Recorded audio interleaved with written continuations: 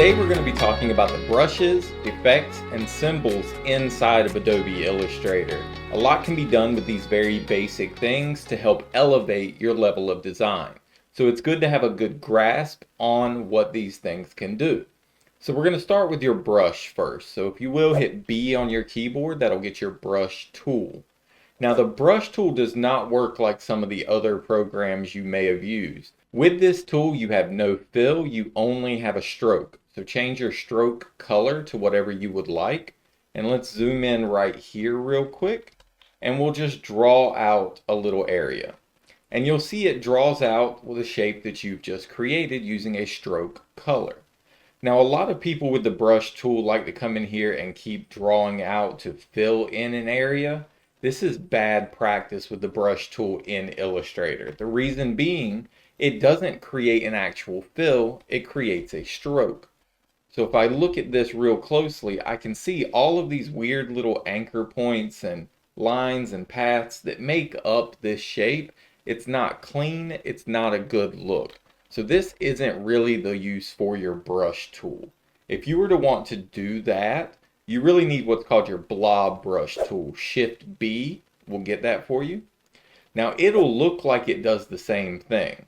But if I continue drawing here and I go over top of this a bunch of different ways, when I go in and click on this, I'll see that I only have the one shape now. I don't have all these little lines marking everywhere my mouse went.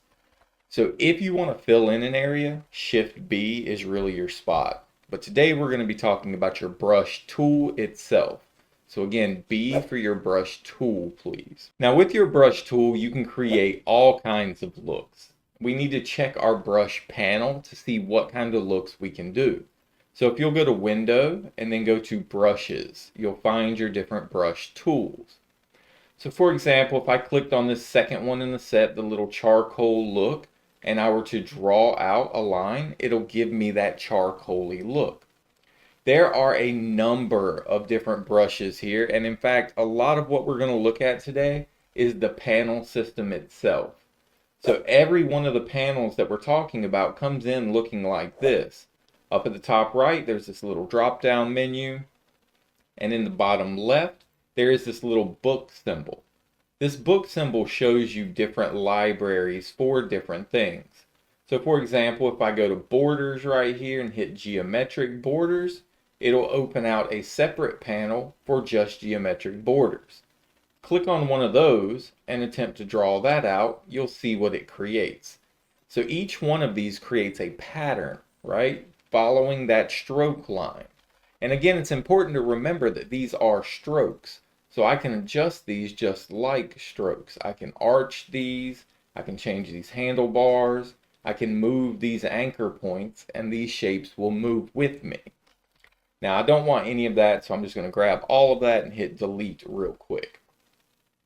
What we're going to look at primarily is not necessarily the libraries of the brushes, the things that they already have. We want to look at how we can create our own brushes. And we have two shapes here on the left-hand side that we can work with.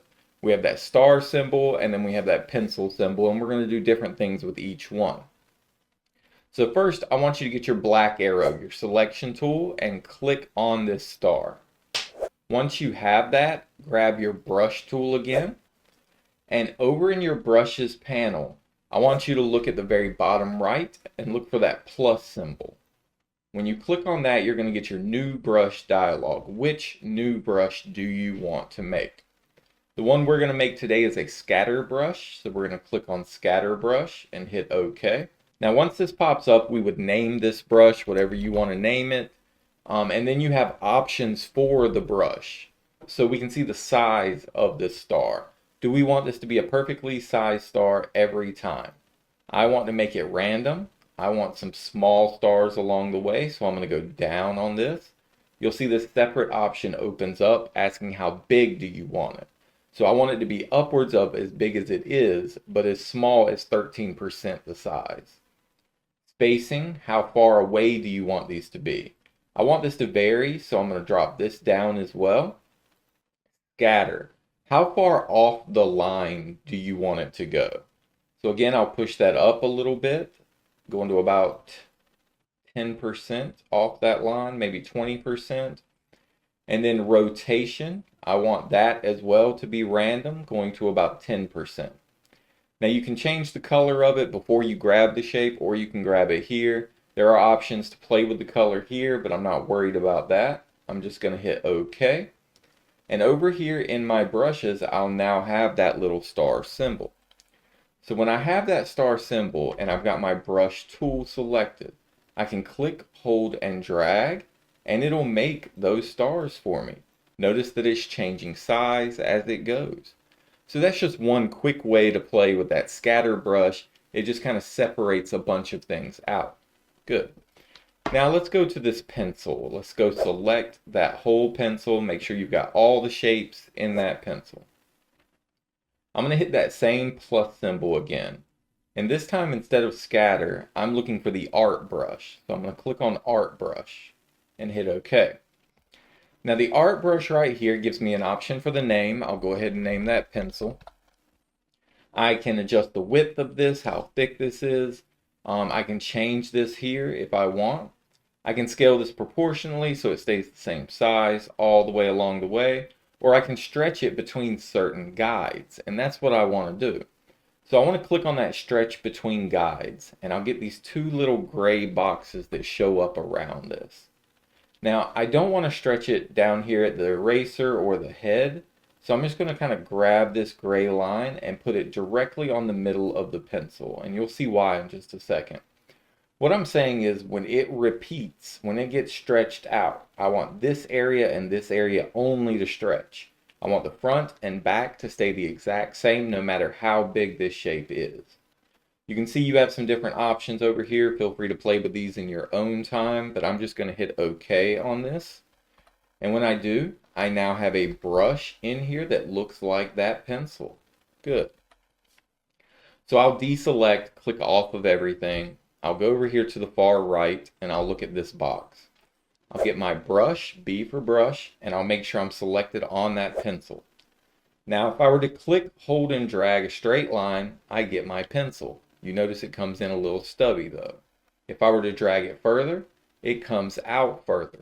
But notice the front and back of this are the same size as it was originally.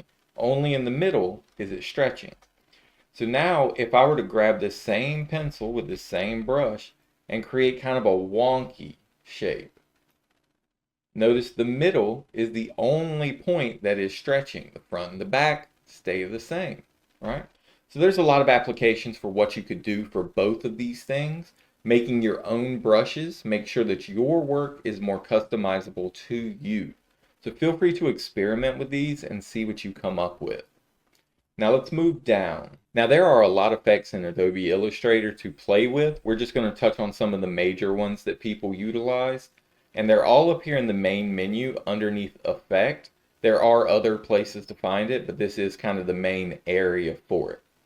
So we're going to start by clicking on where it says Drop Shadow here. Have this shape selected. I'm going to go up to the top to where it says Effect. I'm going to go down to Stylize, and I'm going to look for the word Drop Shadow. So Effect, Stylize, Drop Shadow. And when I click on that, you'll notice a drop shadow comes onto this immediately. But you also get options for how that drop shadow is going to look. You can change your offset, how far away it is, whether that be vertically or horizontally. How thick this is, how much opacity it has, how dark it is, and how blurry this is. So if I want a sharp drop shadow or kind of a blurry drop shadow. There's also options up here for multiply. These are your blending modes, and you can utilize these blending modes depending on what you're on. I'm on a very white background, but if I were to screen this out, change this color to white, and I were to move this shape over to the left hand side, you can see that popping out there as well. So there's options for how you play with this. It's entirely up to you as to what this looks like, and feel free to experiment with this. This change in color can do a lot of different things with you. So change it back to multiply and change the color to something different. You'll get a different drop shadow. Good. Let's go to the 3D option. So with the 3D option selected, go up to Effect, and you'll notice they have 3D and Materials. Now there are a lot of things you can do with this. Feel free to experiment with this if you would like. The extrude and bevel is your basic like blocky 3D. Your revolve is more of a circular 3D. Play around with them. See what you come up with. I'm going to hit this extrude and bevel. You'll notice I get this 3D and materials pop up. I can kind of manipulate the shapes of this, how thick this is, how thin this is, which direction it's going, how it's kind of tapered off. There's a lot of things to play with here. Try the revolve right there. You see it makes kind of a 3D angle. There's a lot you can do with these very basic 3Ds. Experiment. That's really the trick to that one. So pick whichever you'd like, go with it. Let's go over to warp. So go to effect again, go to warp, and there are a number of options here to play with as well. I'm going to choose the one that says arc upper and just kind of play with that. Notice that you have these slider bars. Most of these effects have something you can do with them that's not the default. And most people that are brand new to this program just leave these the same and don't play with them. So make sure you kind of play with how this looks, because you can get a much different look from what you thought you could, depending on how you play with it. So there's my warp. Good. And then the Photoshop effects. Click on this section, go up to effect, and underneath Photoshop effects, there are a number of effects that are similar to Photoshop. If you've played with Photoshop, there's this thing called the filter gallery, and most of those same filters are here inside of Adobe Illustrator for you to play with. And there are some more that you can kind of tinker with. I don't care which ones you pick here, kind of play with them, but understand that when you do this, you're creating a raster graphic. So when I click OK right here and I zoom in close, I'll start to see pixels all of a sudden. So anything Photoshop related will pixelate your stuff. So make sure it's at the size you want it to be. In fact, make it bigger and then shrink it down after you put the effect on. It's good practice. All right, so experimentation with your effects really is key. There are a number of them, and there's no shortcut into just experience. You've got to experience what they do and figure out what you can do with them. All right, so let's move down, and we're going to look at the symbols. So to find the symbols, you'll need to go to Window and look for the option for Symbols. Now, when you find the symbols, just like any other panel, it's going to have that drop-down menu right here where you can kind of create new things. So if you had already drawn out something and you wanted to turn it into a symbol, you could make a new symbol out of that thing. So let's just experiment with that real quick. I'm going to go up to this pencil real quick and select it. With that selected under symbol, if I were to hit this plus symbol, I can name that pencil, hit OK. I don't want a movie clip, I want a graphic. Hit OK. And it'll keep that pencil right there. I can click, hold, and drag as many pencils as I want very quickly.